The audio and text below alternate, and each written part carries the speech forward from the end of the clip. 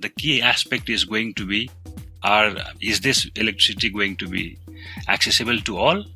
Is it going to be affordable to all? So because they are the owner, they take the training and they're careful about the system. That's why maintenance was easy, and the women become not only technicians, they become the quality owner of the system.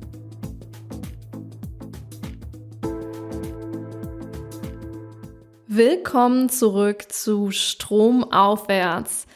Dieser Podcast soll für Energiewende und Klimaschutz begeistern. Und heute versuchen wir das nämlich, Melanie und Christian. Wir sind Teil des Grüner Strom-Label e.V., dem Ökoenergie-Label der Umweltverbände.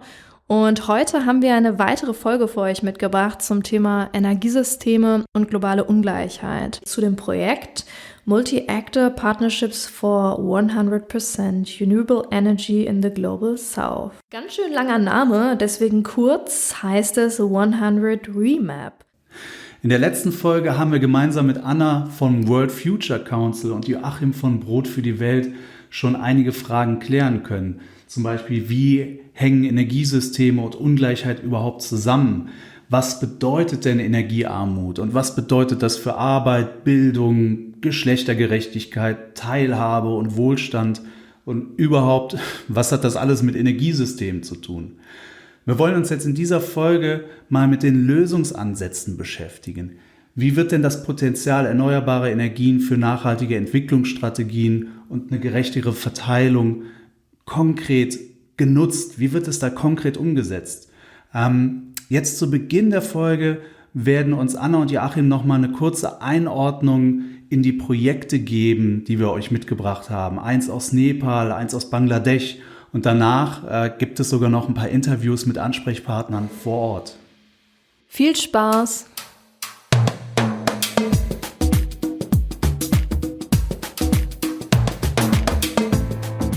Strom Aufwärts, der Podcast zur Energiewende. Eine Produktion des Vereins Grüner Strom-Label.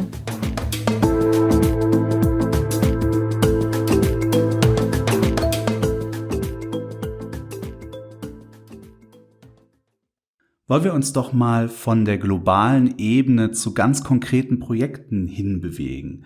Ihr habt mir ja im Vorfeld berichtet, dass es ein Projekt in Bangladesch gibt zu dem Thema Solar Home Systems. Joachim, magst du mal kurz erzählen, wie ist dieses Projekt überhaupt zustande gekommen? Was macht ihr denn da eigentlich? Mit Bangladesch haben wir ein politisches Projekt, in dem wir verschiedene Akteure aus Bangladesch zusammenbringen und letztlich eine Vision für die Energiezukunft des Landes entwickeln lassen. Sprich, wir fragen die Akteure, wie stellt ihr euch die Energiezukunft vor? Und damit meinen wir nicht 20% Kohle, 40% Solar, 30% Wind, sondern wir fragen, was sind für euch Prioritäten? Was ist euch wichtig? Sind es niedrige Strompreise? Ist es Energiezugang für alle? Ist es eine Unabhängigkeit von Importen? Ist es möglichst viele Jobs zu schaffen? Ist es vielleicht alles davon? In welcher Abstufung? Also solche ein bisschen auf so einer abstrakteren Ebene zu fragen, was ist eigentlich euch wichtig? Und in einem zweiten Schritt haben wir dann mit Akteuren zusammengearbeitet aus der Wissenschaft, die modelliert haben, mit welchen Energietechnologien sich diese Vision am besten erreichen lässt. Und dabei haben wir insbesondere verglichen, wie würde Bangladesch dastehen bis 2050, wenn es ab heute komplett auf Erneuerbare setzen würde, sprich sich das Ziel setzen würde, 100% erneuerbar bis 2050, oder wenn es quasi Business as usual machen würde, die bisherigen Regierungspläne fortsetzen würde. Mit welchen Ausbaupfaden kommt man der Vision, den Zielen, die die Akteure formuliert haben, näher? Daraus ist eine recht große Studie geworden, in der die Potenziale für erneuerbare Energien klar wurden und auch klar wurde, dass mit dem Ziel 100% erneuerbar bis 2050 die Vision der Akteure von universellem Energiezugang, von stabiler Energieversorgung, von niedrigen Strompreisen besser mit 100% erneuerbar erreicht werden könnte als mit einem fossilen System. Und das hat tatsächlich auch einige politische Akteure im Land zu einem gewissen Umdenken bewegt. So waren beispielsweise bis vor ein paar Jahren noch 29 Kohlekraftwerke in Bangladesch in Planung. 26 davon sind inzwischen gecancelt worden. Auch politisch in Bangladesch hat sich mittlerweile festgesetzt, dass dieser fossile Ausbauweg eben nicht zielführend ist für die Akteure. Und diese Arbeit war für uns in Bangladesch eben sehr wichtig, weil bisher Bangladesch ein gewisser Vorreiter bei Solar-Home-Systemen war. Solar-Home-Systeme sind kleine Systeme, kann man sich vorstellen, letztlich ein kleines Solarpanel, eine Batterie, wie eine LKW-Batterie, so in der Art. Sprich, der Strom wird über das Solarpanel gesammelt, kommt in die Batterie und die Batterie versorgt dann im Haus ein paar Endgeräte, Lampen, Handyladen, vielleicht einen Fernseher, vielleicht einen kleinen Kühlschrank, Bügeleisen, Rasierer und so weiter. Da ist es in Bangladesch gelungen, in relativ kurzer Zeit rund 4 Millionen, vielleicht sind es inzwischen auch 5 Millionen Haushalte mit Solar-Home-Systemen zu versorgen. Was aber fehlte, war ein gewisser systemischer Ansatz, der diese dezentrale Energieversorgung für private Haushalte, für entlegene Regionen verbindet mit einer stabilen Energieversorgung für die Industrie, die in Bangladesch ansässig ist. Und mit unserer Arbeit wollten wir eben so einen systemischen Ansatz schaffen und zeigen, dass auch dafür ein erneuerbaren Weg sinnvoll ist. 4 Millionen Solar Home Systems, das ist ja echt eine beeindruckende Zahl. Das heißt, im Endeffekt werden damit ja dann 4 Millionen Haushalte versorgt. Wie finanzieren sich denn diese Projekte? Wer sind denn die Akteure, die das überhaupt umsetzen, die da mitmachen? Das Finanzierungsmodell ist tatsächlich recht spannend. Was gemacht wurde, ist, es wurde ein Fonds eingerichtet von einigen internationalen Entwicklungsbanken. Die Weltbank war beteiligt, die KfW war beteiligt und andere Entwicklungsbanken haben einen Fonds aufgelegt, aus dem sich manche zertifizierte Anbieter von Solar-Home-Systemen bedienen konnten und zinsgünstig Kredite bekommen konnten. Jetzt, warum brauchen die Kredite zinsgünstig? Bei Erneuerbaren ist es meist ja so, oder an sich immer, dass sie vorab Investitionen benötigen. Auch so ein Solar-Home-System muss man ja irgendwie vorfinanzieren. Wenn man es erstmal hat, hat man im Grunde keine Rechnung mehr. Die Sonne schickt ja keine Rechnung. Das heißt, das kostet nichts. Anders als wenn ich einen Dieselgenerator habe, in den ich ständig Diesel kippen muss, habe ich das bei Solar-Home-Systemen nicht. Sobald das installiert ist, habe ich erstmal keine Kosten.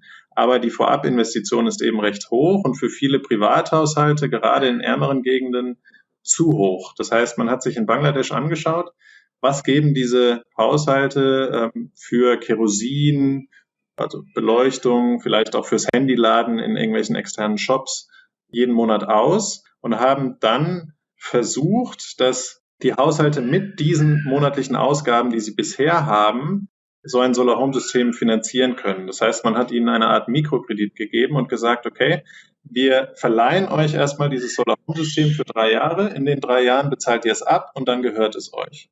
Das heißt aber natürlich, dass die Anbieter von solchen Solar-Home-Systemen die Systeme über 3 Jahre vorfinanzieren müssen. Und damit sie das zinsgünstig können, haben eben Entwicklungsbanken diesen großen Fonds für Bangladesch geschaffen, aus dem die Unternehmen dann eben günstig Kredite bekommen können. Ihr habt uns auch Kontakt zu einem Akteur vor Ort hergestellt, der uns dann seine ganz eigene Perspektive mitbringen kann. Dieses Mal haben wir zum ersten Mal internationale Gäste und deswegen sind die Interviews dann auch auf Englisch. Ich werde im Interview an der einen oder anderen Stelle immer mal wieder eingrätschen und das Gesagte für euch kurz nochmal zusammenfassen und einordnen. Hello, Dipal Chandra Barua. I hope the name was pronounced more or less correctly, from Bangladesh. Would you like to introduce yourself? Thank you. My name is Dipal Chandra Barua, co-founder of the Grameen Bank and founding managing director Grameen Shakti. Right now, I am the founder of Bright Green Energy Foundation and also the counselor of World Future Council based in Germany. Thank you very much. Could you give our audience a brief summary of the Solar Home Systems project? How do solar home systems work exactly, and what's about with the whole project? Thank you. Bangladesh is around now 170 million people living in Bangladesh. In 1996, we started a solar home system program. At that time, only 15% people have electricity, 85% people have no electricity. So we are traveling in the rural area every time people asking for the electricity. So we started a solar home system because Bangladesh is a flat country, ample sunshine. The solar home systems consist of a PV module, photovoltaic module, mounting structure, battery and charge controller, and also fluorescent light or LED lights. Right now LED lights, and wiring as well as outlet fixtures for installation. So once we install PV photovoltaic solar panel in the rooftop and the charge controller inside the house and battery inside the house, and we have a cable for lights and televisions. And so solar PV module converts sunlight into electricity to provide reliable power for lighting and also for operating appliances like radio, television, electric fans, computers and mobile phone. So in Bangladesh, mobile phone is very popular, so everybody wants television and mobile phone connection. And so this is very popular. The electricity that generated by the PV module can be easily stored in a battery so that in the evening time people can use for television and for mobile phone charging for daytime also, and also fan. Herr Barua hat gerade erzählt, dass zu Beginn des Projekts, nämlich 1996, 85% der Menschen in Bangladesch keinen Zugang zu Elektrizität hatten. Das betraf besonders die ländlichen Regionen, weshalb er für das Projekt dorthin reiste. Die Solar Home Systems oder Systeme bestehen aus Photovoltaikmodulen und Batterien. Dadurch haben die Menschen Licht und die Möglichkeit, ihre elektronischen Geräte zu nutzen. Und das eben auch abends. Charge controller is to control the total operation. This way, the solar home system taps the power from the sun and energize the rural areas. So it works like this: sunshine in the daytime, so store electricity in the battery. Evening time, they can use it for lighting, for watching television, or and running radio in the daytime or evening time, and mobile phone charging. So they can use mobile phone. So this is a solar home system works like this way in Bangladesh. Mm-hmm. Thank you very much for the brief introduction. So I understood it right. You started in 1996 with the project. So yes. This is about 6 or 7 years before the first renewable energy law in Germany was established. That's really interesting, because in Germany you have sometimes the perspective that Germany is the pioneer of renewable energy and energy transition, and so you were Thank you, first. Christian. Actually, Bangladesh has only 15% of people have electricity. We started a microcredit, so I'm traveling in the rural area around 29 days in a month. So every time people asking, you provided microcredit for the income generation, but we need electricity. So it's a very complementary approach. Once you have electricity, their income generation opportunity and their human capability can be explored more nicely. So you mentioned rightly that we are very much started in a very early stage. This is a demand coming from the ground level, from the village level people. Yeah. Thank you. And how much solar home systems have been established until now? Yeah, until now, around 5.5 million, close to 6 million solar home system installed in Bangladesh. Once we started in 1996, at that time cost was very high. First we bought from Siemens, Germany, actually. We are connected to Germany from the very beginning. Siemens in Bangladesh. And we met the managing director at that time. So he briefed us about, and so we imported solar panel from Germany with the help of Siemens and from different countries. But at that time, cost was very high, $7 per peak watt. But now we are buying less than 30 cents, 20 cents. So it was very expensive. And you know, Bangladesh is a poor country at that time. Now it's growing. But so we grew up in a microcredit culture. We give a loan and collect weekly so that they repay the loan gradually by the end of the year. But in this case, solar home system is expensive. So we design such a way they are using kerosene for lighting, even for cooking. So we replaces 100% kerosene. Our philosophy that at the kerosene, you can buy a solar home system. So you don't need to pay anything. You save money from buying kerosene, and you can use the renewable energy, green energy. So that was the mechanism. But when we meet the people, the panel cost was very high, battery cost was very high, so that we really calculated 3 years. So then a small installment comes 3 years. So every month, 36 months they can pay, and they become the owner of the system. So initially, it was not easy to go to the very poor people. We go to school teacher and the people who those have a sustainable income. But eventually, the cost is reducing. We started at $7, then $5, then $4 and $3. We are expanding fast. Initially, it takes 5-6 years for 10,000. Then we install 10,000 every day. Because the financing mechanism is available and the cost of solar panel is reducing, the cost of battery and other, and we train women. So eventually the cost reduced, and then installment comes around at the cost of kerosene. So that's why, and the Bangladesh government also supported us to expansion through a loan program under the ITCOL. So Grameenship started in 1996. In 2004, government came forward to also help. Then the World Bank, KfW, GIZ, everybody help us to grow it. And so USAID. So then it became a huge national program. Herr Barua hat nun erklärt, dass es inzwischen mehr als 5,5 Millionen Solar-Home-Systeme in Bangladesch gibt. Ganz zu Beginn des Projekts waren die Kosten für die Solaranlagen und Batterien noch sehr hoch, und erst als diese Kosten gesunken sind und die Regierung sowie viele Organisationen das unterstützt haben, ist das Projekt zu einem großen nationalen Programm gewachsen. Er hat auch erzählt, welche Bedeutung ein Solar Home System inzwischen gesellschaftlich trägt. 5.5 million system. This is the largest in the world in the number of the program. People are benefiting. If you multiply 5 people in a family, multiply by 5.5, so more than 30 million people are enjoying the solar energy. So the main philosophy, the ownership. If you pay the installment and you become the owner of the system, so their encouragement is there. We are also very much encouraged by the rural people. Once we install the system, everybody look, oh, there is a solar panel in the rooftop and in a bamboo stick. And everybody goes there, and evening they watch television.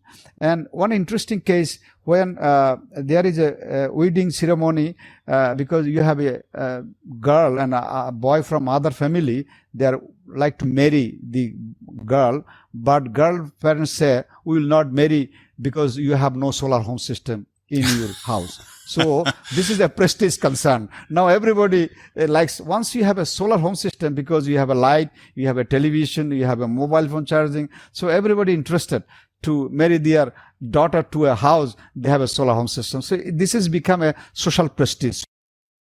Hier erweist sich das Solar Home System sogar als Mittel für die passende Partnerwahl. Auch nicht schlecht. Aber neben der Partnerwahl ist dieses System auch sehr positiv, wenn es um Produktivität, Einkommenschancen, Bildung, aber auch Sicherheit geht. Nämlich vor allem Frauen bietet es neue Chancen, da sie diese Systeme oft besitzen und auch verwalten. So actually, heavy. All the people, once you have installed the system, they're winning. Everybody rush to the house. They see television is working. Otherwise, they have to bring battery 10 kilometers, 15 kilometers. And sometimes problem, they have to carry it by shoulder or by a push cart. Is not easy. Road is not easy at that time. So I think solar home system created enthusiasm in the rural people, not only for television, mobile phone charging, but it become income generation. Many women under the light, they work very well, and the 1 or 2-3 hours more time. Even a small barber shop, a furniture shop, they are buying the system, not only for the house, their shops. So, and many rural market, if you visit, I'm visiting the market, I see there are 50 shops. You can see 30 solar panel in the market. I term as a solar market, because all the panel, and they have a light in 3 shops in the rural area. So this is a very encouraging. That's why it grow an ownership model also, because it's not owned by some company, it's not owned by government, because you are paying 15% down payment and remaining you are paying installment from your income sources. In many shops, they have more income because evening they have to close down, or the kerosene lamp is not enough. So once you have a light, bright light, LED light, and you have a corner a television, and you are charging mobile phone 50 pieces, everybody gossiping, and they give a mobile phone. Within a half an hour, mobile phone recharge. So this become a lively in rural areas. So we are so much encouraged by the people and the enthusiasm by the people, and luckily the cost of solar panel is reducing internationally. China came in the pictures and other countries. So in that way, cost in the within the reach of the rural people, awareness of the rural energy technologies, quality products we supply, efficient and effective after-sale services, and technology linked to income generation. More important thing we have done, we're training all women. The customer, sometimes in the name of men, but sometimes in the name of women. Initially in the name of men. So when we're training, we're inviting for running the system, always women coming, because men go elsewhere. They have different preferences. But women in the family, when they come, we train them by women technicians, women engineers from day long. And what is solar panel, how to clean it after a few days, and the charge controller, and the battery, and the utilities. So we show that when you are exhausted the battery, so the life of battery will be short. That's why we keep, say, 40% battery life. So you can use until there is a yellow signal comes, you have to stop using, because sometimes in the evening a television, a drama or a cinema is going on, they don't stop it for longer time. So we always say that you keep it battery safe, so that don't exhaust the whole battery. We train them. So because they are the owner, they take the training and they're careful about the system. That's why maintenance was easy in the initial stage, because everybody take care of their own system, because you can use this system for 25 years and battery for 5 years. It can go up to 8 years, LED light for 3 years, and also the charge controller for 3 years. So they are the different life of the equipment, and we train them, and the women become not only technicians, they become the quality owner of the system. So, and the education system, because every family 2-3 children, and they are reading in the evening, and you see on the kerosene lamp there is a smoke comes up in their health hazard. But if you are under the solar light, it is very clean, it is from sunshine, and it is really rewarding in their life. So this I would say, even electricity comes, even people still enjoying solar. There is no electricity bill, no cost. So this is after 3 years, it has become a free. So I think this enthusiasm help us to grow it in Bangladesh, and many countries now replicating solar home system. Before that, everybody says solar home lighting. I introduce a solar home system, because in the home, it not only the lighting, it also income generation, it also bring the women's security, because they go to in the toilet or any natural call in some rural area, they go out of the house in nearby, but social security was not that enough. Now they have a light, they switch on light and they go, and the evening they have one LED light in front of the house. It's very low power, so they even a light in the house, anybody comes. So that brings the social security for the women and the whole house, and children education. Die Besitzerinnen der Solar-Home-Systeme werden trainiert, damit sie mit dem System und den Batterien eben auch umgehen können. Es geht also wirklich um mehr als nur um Strom, nämlich auch um Lebensqualität, Wohlstand und Sicherheit. Es ist abends eben weniger gefährlich für Frauen, da sowohl innen als auch außen Licht brennt.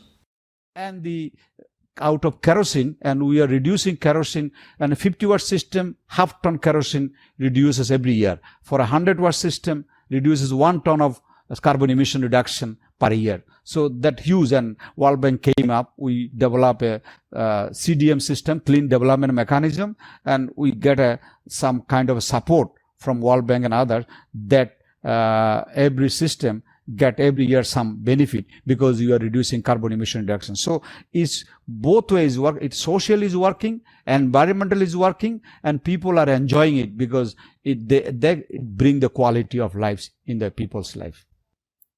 Wow. This is really, really interesting. Which effects can a project have in so many different levels? You said it brings more jobs, even also a part of gender equity and education. And so I just want to go right back to the beginning of the project. You also said that it is a kind of social aspect to have a solar home system now for getting married, for example.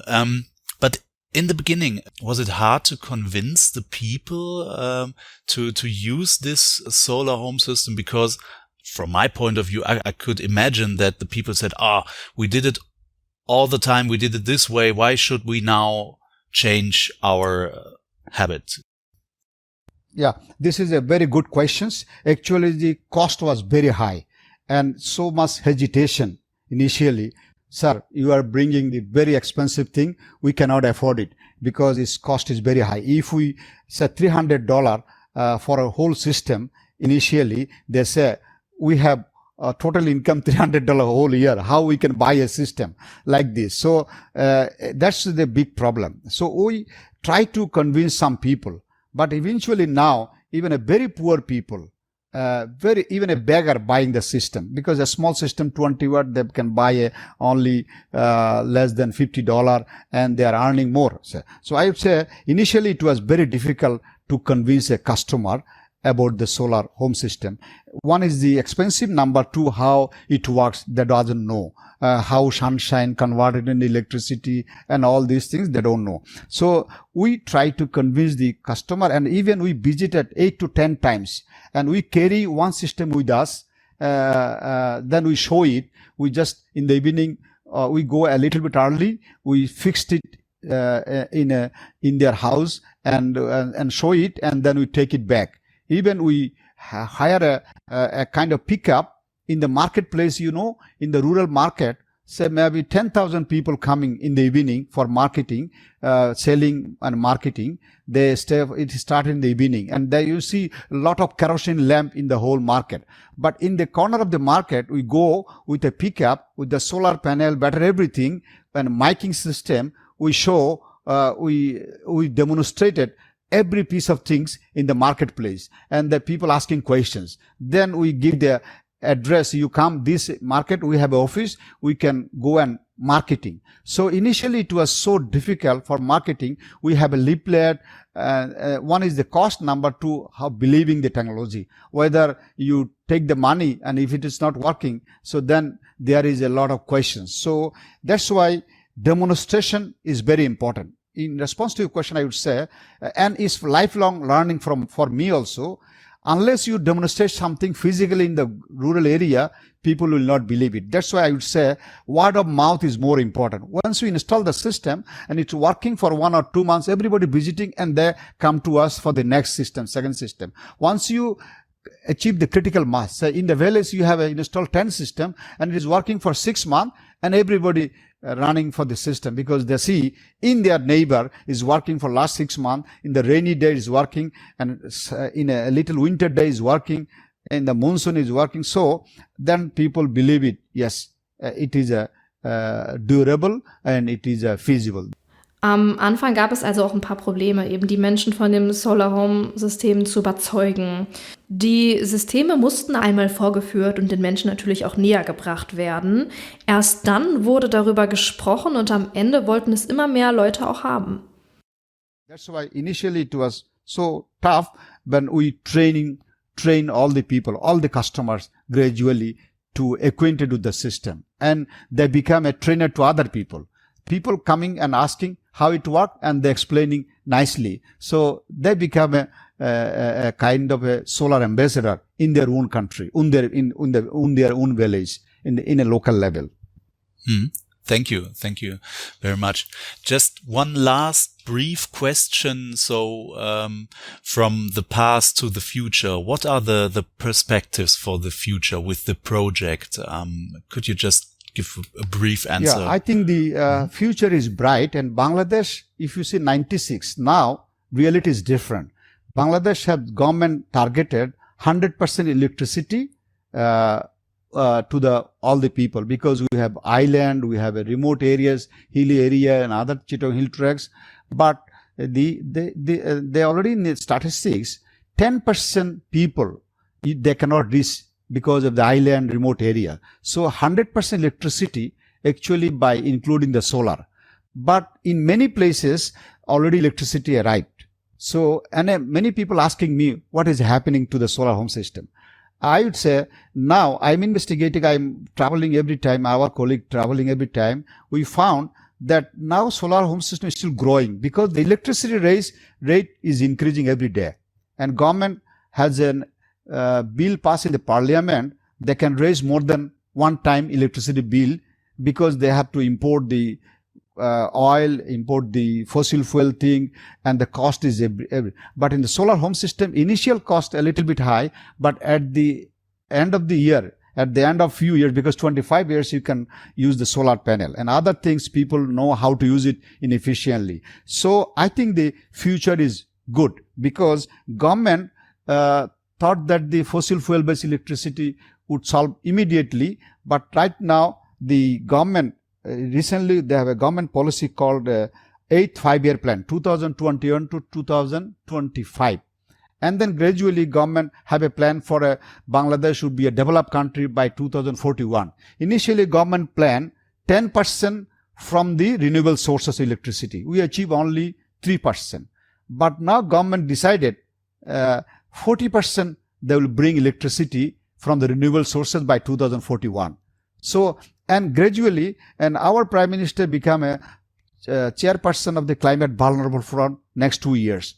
And the forum decided by 2050, all the forum country a directional goal to 100% renewable energy. So Bangladesh decided to 40% by 2041. So I think the solar created a hope in Bangladesh because we started an irrigation program. Solar irrigation program is running very well, and 50% time for irrigation, 50% we are transferring the electricity to the grid line, the national grid line. So we are producing electricity for irrigation and also additional electricity transporting to the grid line.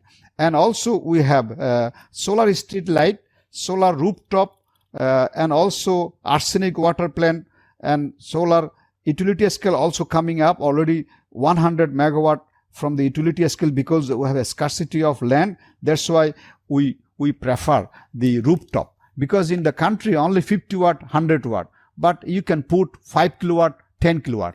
In a big factory, you can have a megawatt. So, and the rooftop program is now coming up because government adopted policy, net metering system. You can produce electricity 70% from your own sources by solar, and remaining 30% you can take from the government electricity supplier. So in both way, one is the policy wise government decided. Number two, net metering system also government approval is there and now is growing. Rooftop, because Bangladesh million houses there, and every month is new houses coming up. So rooftop is there and sunshine is there. So I think this is a solar home system create a enthusiasm, create a solar mind in the community, in the policy making, in the governments. So I think this is a huge hope created, and Bangladesh gradually trying to create a enabling environment policy, financing, so the 40% electricity will be coming from renewable sources. I believe gradually it will be more than 50%. So I'm always telling that this is a country of solar nation because we have a plenty of sunshine. We produce rice, we produce vegetable, we produce fish, we produce everything, timber. Why not we produce our own electricity from the rooftop, because there is a good sunshine in Bangladesh. Thank you very much. That was really, really interesting. Kommen wir noch zu einem weiteren Projekt, ganz in der Nähe, sozusagen in direkter Nachbarschaft zu Bangladesch, nämlich in Nepal. Da geht es um Clean Cooking. Anna, magst du uns da mal umreißen, worum geht es denn da und was habt ihr da überhaupt gemacht oder was macht ihr da? Klar, gerne. Also in Nepal machen wir im Prinzip ein sehr ähnliches Projekt wie das, was Joachim gerade schon beschrieben hat in Bangladesch. Und zwar ist das politische Arbeit, das heißt, wir werden auch so eine Langzeitstrategie entwickeln.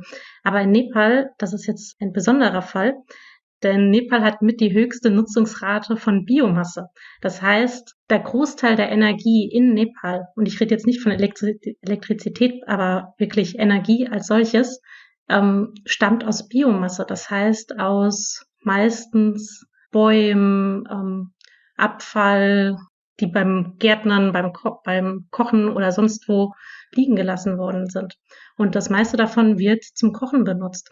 Das heißt, die meisten Menschen in Nepal kochen noch mit traditioneller Biomasse. Kohle, Feuer, Holz etc. Und das hatten wir vorhin schon kurz angesprochen. Das hat natürlich immense Nachteile, nicht nur für die Gesundheit, gerade von Frauen und Kindern, sondern führt auch zu zunehmender Entwaldung. Und wie wir inzwischen, glaube ich, alle wissen, keine Bäume, weniger Wasser, mehr Schäden durch den Klimawandel. Das heißt, eine zunehmende Entwaldung in Nepal kann dazu führen, dass das doch recht kleine Land in Südasien noch stärker von den Folgen des Klimawandels betroffen werden wird in Zukunft. Zum Beispiel könnte sich die Landnutzung ändern. Gerste, Korn etc. könnten eventuell, die Ernten könnten ausfallen. Und was wir jetzt machen wollen, ist, dass wir durch solch eine politische Arbeit die vielen Akteure dazu bewegen wollen, die Vorteile einer dezentralen Energieversorgung zu sehen und diese auch tatsächlich auf Kochen und Kochen mit Elektrizität aus Erneuerbaren anzuwenden. Das heißt, was wir in den nächsten Jahren tun werden, ist, dass wir unsere nationale Arbeit auf verschiedene Schlüsselregionen runterbrechen und da wirklich versuchen, Pilotprojekte zu installieren, wie diese Kommunen oder Dörfer sich mit 100% erneuerbarer Elektrizität versorgen können. Und dazu einen Teil dazu beitragen, Kochen auch nachhaltiger zu gestalten. Vielen Dank für die Umschreibung des Projektes. Und wie das vor Ort abläuft, dazu haben wir auch noch einmal einen Ansprechpartner zugeschaltet, direkt aus Nepal, natürlich auch auf Englisch. Thank you for joining us today, Dipesh Joshi from the WWF Nepal. Could you please introduce yourself? Hi everyone, this is Dipesh Joshi. I head the Climate and Energy Program at WWF Nepal. I work in Kathmandu office. We have a couple of field offices around Nepal itself. So I've been with WWF Nepal for 8 years now. Prior to that, I also worked in one of their projects implemented by Government of Nepal and WWF jointly. So I was working with community-based conservation and improving energy access, energy efficiency, those kind of activities on the ground with local communities. Mm-hmm. Thank you very much. And let's start with the project. What is the project about we are talking about now? Could you just give a brief introduction of Biomass Project? So this is more to do with enhancing renewable energy access and efficiency in Nepal. Mm-hmm. As of now, renewable energy, or say the mainstream energy, covers quite a lot of Nepal. The data says electricity access is up to 95% in certain areas, whereas it's up to 35% in other areas. So that largely depends on Nepal's geography, which is very diverse, like from the mountains in the north to plain south, which is completely flat. So this project basically works around a policy formulation, developing a technical scenario which actually tries to assess what possibilities are there for renewable energy in Nepal, because we also export quite a lot of our energy sources from India, which is not always electricity, hydroelectricity, but probably coal and fossil fuel as well. So we probably want to cut on that in the long run as well. Nepal's nationally determined contribution also talks about net zero emissions by 2050. So for that, we'll need to get rid of a lot of current emission pathways that we have. So this project basically looks at what are the possibilities and what are the roadmaps to reach that target by 2050. Mm-hmm. Okay. And how could you reach this the zero emission aim? So renewable energy, or the entire energy sector, largely has been dominated by technocrats, I would say. So it's always been seen as a technical discourse in the country. Not sure how that is around other countries, but here it's one ministry that looks after it. There are some engineers doing their stuff, but this project actually tries to bring on board multi-actors. Various stakeholders, could be research and academic institutions, community voices on the floor, private sector, banks, larger banks as well, and other INGOs working in Nepal as well. For example, GIZ, we are discussing with GIZ as well, SNB, the Netherlands agency. So we are trying to come to an agreement like what exactly this net zero emission means for Nepal, how we can actually reach there. Is it technically and economically, socially feasible or not? What are the co-benefits and impacts, unwanted impacts probably, if there are any, of this pathway? So it's still under discussion. I mean, it's a long way to go for a country like Nepal, because we'll also need to look into our development pathways. It might not always be feasible to go ahead with renewables, because the demands might be much higher than what renewables can supply. But it's an effort, and we've got to go there anyway, because unless we take that path, it's not going to be very sustainable for us as well. Mm-hmm. Thank you very much. And just to pick one thing out of all the possibilities, that is clean cooking. What is clean cooking? How is clean cooking related to renewable energy, or why is clean cooking a project or a theme in Nepal? So we need to look at the current scenario of how households use traditional biomass as a cooking fuel. Just like I said, like, it's a mountainous country.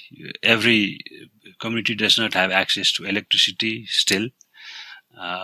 Whatever is available electricity, it's not completely reliable. I mean, you will not have the technologies to back other forms of cooking. So currently 68% of households, that's a large percentage, I would say, use traditional biomass. So that's more to do with firewood, agricultural residue, or even dried cow dongs.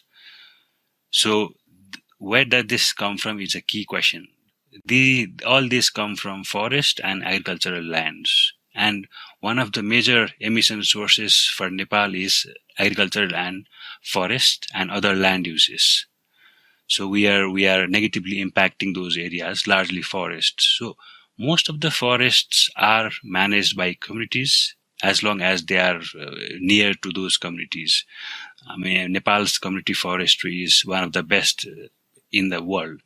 But the current trend is that quite a lot of resources that is available from this community forest are moving into adjoining towns and cities as well for cooking, because it's the cheapest form of cooking that is available as compared to electricity or fossil fuels. Usually liquid petroleum gas is what most people in Nepal would use.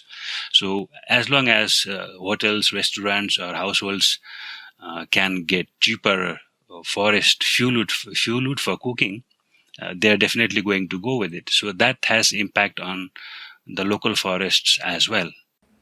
Der Großteil der Menschen in Nepal, nämlich 68% nutzen noch Biomasse zum Kochen, also zum Beispiel Feuerholz, das sie aus den Wäldern Nepals eben bekommen. Das ist weder gut für die Wälder noch für die Gesundheit, aber es ist eben einfach die günstigste Möglichkeit.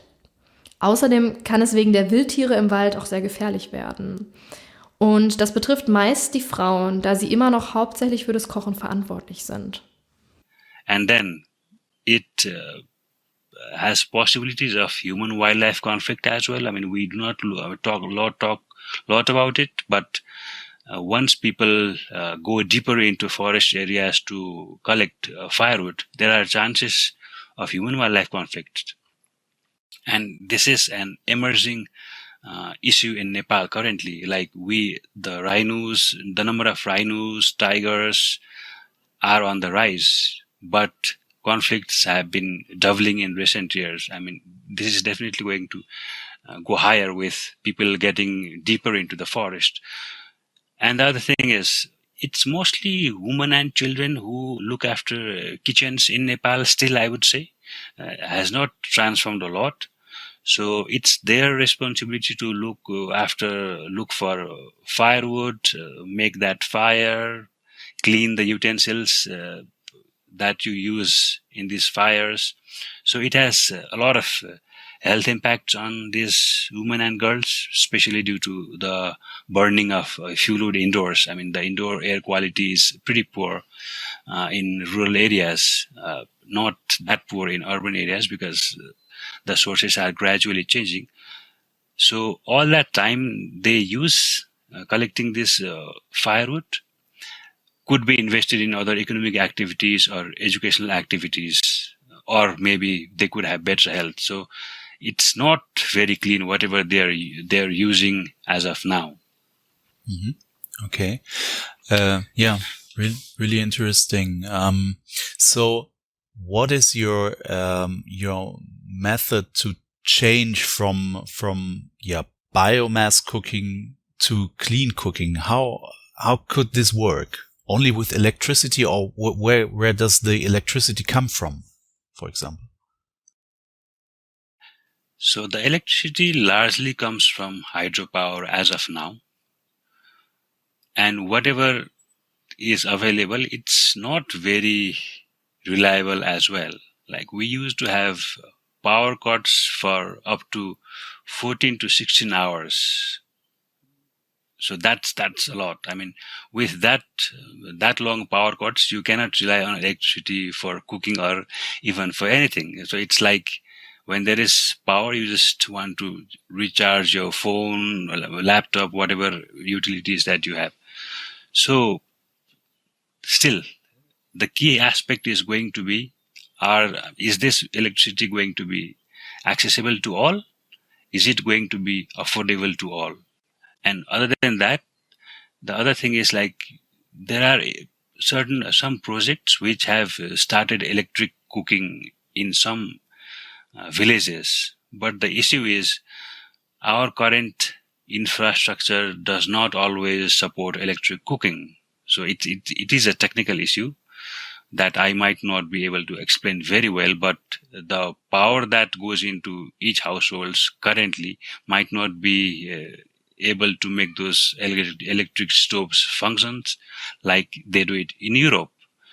Die Energie kommt hauptsächlich aus Wasserkraftwerken, aber trotzdem gibt es ein paar Probleme.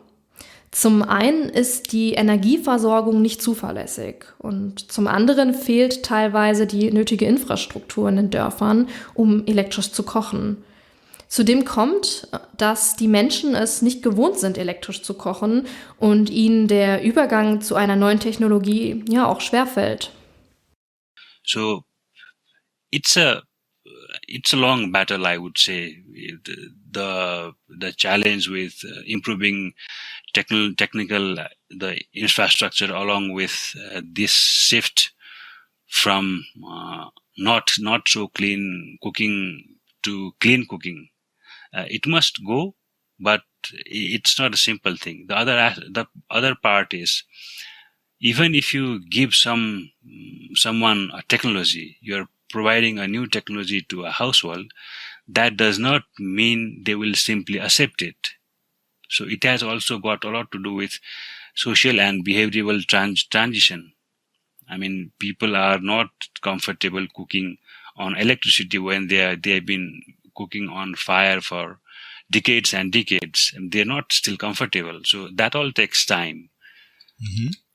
So it's a mixture of of technical aspects, as you say. So the access to electricity on the one hand, but on the other hand also the traditional behavior, so that you're used to cook with biomass. And you in this project, in this whole project, you bring all the different people or organizations together to find solutions for this problem, or for this future perspective. Yes, so that is what we are currently doing. We have this platform called multi-actor platform. Like I said before, it has representatives from communities who actually use these technologies, because it's ultimately them who have to get used to it. In cities, we probably adapt to these technologies faster, but it's the rural areas that need to adapt. Will need to adapt. So we have research institutions as well. We have the government on board, development partners, private sector. So we're trying to look into these issues. We're trying to identify what are these issues that need further exploration. For example, they might not have been studied well. For example, if a private sector, a bank wants to invest in renewable energy, they have their own challenges, and they do not always have the funds or the mechanism to study their challenges, because they are more to do with investing in private sector, investing in individuals, projects, and getting returns. I mean, they are very keen on investing in renewable energy, also as a part of their responsibilities, but there are resource gaps. It's the same with other as well. For example, communities, how can they better access financing for renewable energy technologies? So this platform actually discusses all these issues and capacity gaps as well. So we try to build their capacities. We try to explore research areas that show certain gaps, and we bring all the stakeholders and try to discuss commonly on a common ground about how we can actually achieve 100% renewable energy. It's not just cooking, but as a whole. Cooking is definitely an important part. Transportation can be the other part. So that is how we're trying to move ahead. Okay, thank you. One last question to the past and to the future. When did this project start? We started in 2020, but it's been challenging, because when you start a new project, which largely relies on a discussion, discourse, meeting, getting to know people, getting to know their ideas and issues, it cannot be as simple as doing a virtual meeting, because we all know, yes. There is a value to meeting someone face to face. So this entire project came along with the pandemic. Yeah. So we are struggling through it, but we're doing fine. Couple of physical meetings actually let you know people better, let you know the members of the platform better, so that you can then continue virtually as well. So we'll go through till 2022. We'll develop a technical scenario for the country. We'll see what gaps actually exist in Nepal's own various assessments, plans, policies that it has. Because we are also, the country is also developing a long-term strategy for net zero emissions. So we'll try and see how we fit into everyone's needs, not just as a project, but as a discourse that the country needs. Okay, thank you very much. So you are establishing this network, and then you start with analyzing the different needs. So that's the next step. Okay. Yeah. Thank you very much for your time and for the very interesting view in Nepal's way to renewable energy. Thank you very much. Welcome and thank you for having me. Danke an alle Beteiligten für diese vielfältigen Einblicke in die Themen oder in das Themengebiet globale Ungleichheit und Energiesysteme.